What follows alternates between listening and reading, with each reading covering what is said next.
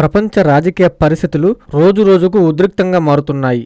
ముఖ్యంగా పశ్చిమాసియాలో కొనసాగుతున్న ఘర్షణలు ప్రపంచ ఆర్థిక వ్యవస్థను ప్రభావితం చేసే స్థాయికి చేరుకున్నాయి. చమురు ధరల పెరుగుదల, దిగుమతి వ్యయాల భారము, మార్కెట్ అస్థిరత వంటి పరిణామాలు భారత్ వంటి అభివృద్ధి చెందుతున్న దేశాలపై ప్రత్యక్ష ప్రభావం చూపే అవకాశం ఉంది. ఈ నేపథ్యంలో దేశ ప్రజలు ముందుగానే జాగ్రత్తగా వ్యవహరించాలనే భారత ప్రధాని నరేంద్ర మోదీ సూచించిన పొదుపు సూత్రాలను పాటించి దేశ ఆర్థిక భద్రత కోసం ప్రతి కుటుంబం బాధ్యత తీసుకోవాలని తెలుగుదేశం పార్టీ పొలిట్ బ్యూరో సభ్యులు, చిత్తూరు పార్లమెంట్ సభ్యులు దగ్గుమల ప్రసాదరావు పిలుపునిచ్చారు. పొదుపు అనేది కేవలం కుటుంబ అవసరం కాదు, అది దేశ భద్రతకు కూడా ఆధారమనే భావనను ఆయన ప్రోత్సహిస్తున్నారని చెప్పారు.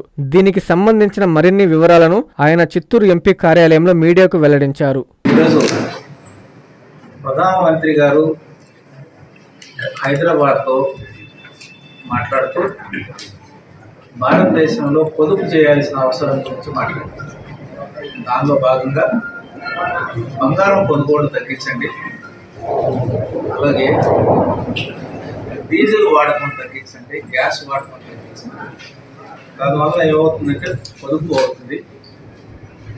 డీజిల్ బంగారం మనం వాడుతున్నాం అంటే అది మనం ఇంపోర్ట్ దిగుమతి చేసుకున్న వల్ల మన ఫారిన్ కరెన్సీ నిల్వలు తగ్గిపోతుంది.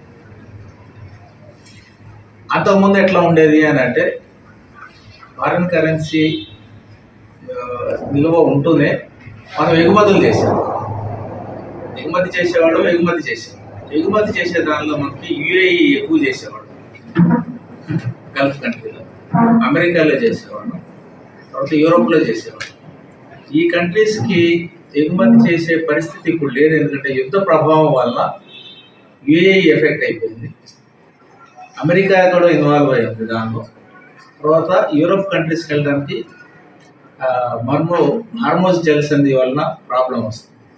దానివల్ల మన ఎగుమతులు తగ్గిపోయినాయి. మన ఎగుమతులు ఎప్పుడైతే తగ్గిపోయిందో ఫారిన్ కరెన్సీ ఇన్ఫ్లో తగ్గిపోయింది, కానీ అవుట్ఫ్లో అయితే పోతుంది. దీనివల్ల మనం క్రూడ్ ఆయిల్ కొనాల్సిందే, బంగారం కొంటున్నాం. బంగారం మీ అందరికీ తెలుసు, మనం ఇక్కడ కొనే ఆభరణాలు మొత్తం కూడా మనం బంగారం దిగుమతి చేసుకుని టన్స్లో దిగుమతి చేసుకుని in the form of biscuits or products చేసుకొని దాన్ని కన్వర్ట్ చేసుకొని ఆభరణాలు ఇండియా మొత్తం కొంటుంటాం. అది తగ్గించినందు వల్ల మన దిగుమతి తగ్గుతుంది. ఫారిన్ కరెన్సీ మనం ఎప్పుడైతే ఎగుమతి చేస్తే రావాల్సిన ఫారిన్ కరెన్సీ అయిపోయిందో మనం చేయాల్సిన నెక్స్ట్ ఆల్టర్నేటివ్ అంటే ఉన్నదాన్ని కాపాడుకోవడం అంటే ఇది మెథడ్స్ అనే ఉద్దేశంతో మాట్లాడారు. కానీ దేశంలో చాలా చోట్ల దాన్ని కొంచెం ఆందోళనగా భావిస్తున్నారు. భారతదేశ ఆర్థిక పరిస్థితి ఇట్లా ఉంది అని. అలాగే చాలామంది ఆర్థిక శాస్త్రవేత్తలు కొంతమంది అర్థం చేసుకున్నారు, కొంతమంది పొలిటికల్ లీడర్స్ అయితే దీన్ని ఒక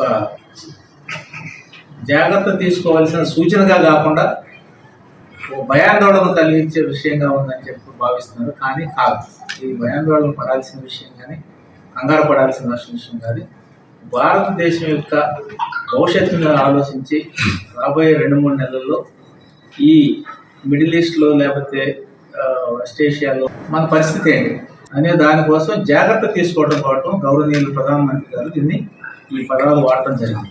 ఇప్పుడున్న పరిస్థితుల్లో మనం గత 2 నెలలుగా ఎందుకని మనం ఇది తీసుకోలేకపోయాం.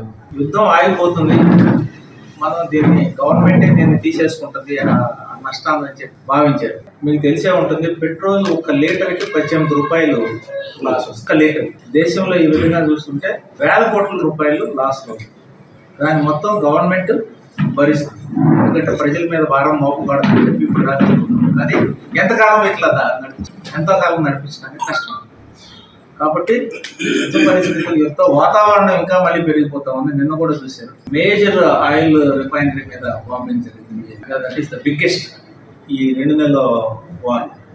కాబట్టి ఇది ఆగకపోతే మన పరిస్థితి, మనం భారతదేశ ఆర్థిక వ్యవస్థను మనం గట్టిగా పెట్టుకొని ప్రజలు ఇబ్బంది పడకుండా ఉండాలి అనే ఉద్దేశంతో ప్రధానమంత్రి గారు చూస్తున్న ఇది ఒక సూచన మాత్రమే. అయితే అంత మాత్రం చేత మనం భయపడాల్సిన విషయం కాదు, కానీ జాగ్రత్తలు అయితే తీసుకోవాలి. జాగ్రత్తలు తీసుకోకపోతే ఏమవుతుంది అని అంటే మన దేశంలో ఉన్న దారిద్ర్య రేఖ ఉన్న కింద వాళ్ళు, తర్వాత వర్కర్స్, తర్వాత వ్యవసాయ కూలీలు అందరూ ఎఫెక్ట్ అయ్యే పరిస్థితికి వస్తుంది. వ్యవసాయం కూడా ఎఫెక్ట్ అయ్యే పరిస్థితి వస్తుంది. ఎందుకంటే మనకి ఫెర్టిలైజర్స్ దిగుమతి చేసుకుంటాం, న్యాచురల్ గ్యాస్ దిగుమతి చేసుకుంటాం. ఈ రెండు ఎప్పుడైతే మనకి ఎంతో ప్రభావాన్ని ఆగుతాయో మనం పంటలు పండించలేని. కాబట్టి ప్రజలందరూ కూడా దీన్ని అర్థం చేసుకొని ప్రతి వాళ్ళు ఎవరి స్థాయిలో వాళ్ళు, చిన్న దగ్గర నుంచి పెద్ద దాకా ఎవరి స్థాయిలో వాళ్ళు పొదుపును పాటించడం అనేది చాలా అవసరం. ఎట్లాంటి పొదుపు పాటిస్తామంటే, కార్లు వాడేవాళ్ళు ఇప్పుడు కాన్వాయిల్గా వాడేవాళ్ళు, లేకపోతే పెట్రోల్ కార్లు వాడేవాళ్ళు పబ్లిక్ ట్రాన్స్పోర్ట్ను వాడుతుంటే దాన్ని కూడా తగ్గిస్తుంది.